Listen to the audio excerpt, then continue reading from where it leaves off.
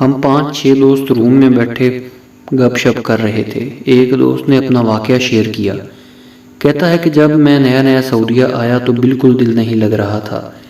روزانہ گھر کال کر کے بہانے بناتا کہ کام مشکل ہے، ڈیوٹی بہت ہے، کفیل تنگ کرتا ہے، کھانا اچھا نہیں ملتا وغیرہ وغیرہ، کہ کسی طرح گھر والے مجھے پاکستان بلا لیں، پر گھر والے کسی بھی بات میں آ نہیں رہے تھے۔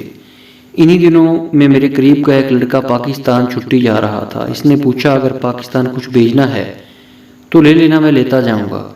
جس دن اس نے جانا تھا میں نے ایک خبز کا پیکٹ لیا اور اس کو دے دیا۔ خبز مطلب یہ روٹی ہی ہوتی ہے جو پلانٹ میں تیار کی جاتی ہے، جو سعودیہ میں ہر بقالہ کریانے کی دکان سے مل جاتی ہے، پر پاکستان سے نئے جانے والے کے لیے کھانی مشکل ہوتی کیونکہ اس کا ذائقہ ہمارے ہاں جو روٹی بنتی اس سے کافی مختلف ہوتا ہے۔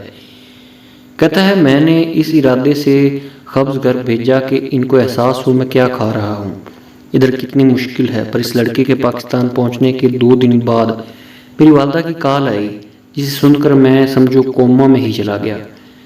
جسم سن ہو گیا، گلا خشک ہو گیا، آنکھیں نم ہو گئیں۔ کال یہ تھی کہ پتر تو جڑا تبرک بھیجیا سی وہ سارے رشتے داراں نوں پورا نہیں آیا، کسے اوندے جاندے دے ہاتھ ہور بھیج دے۔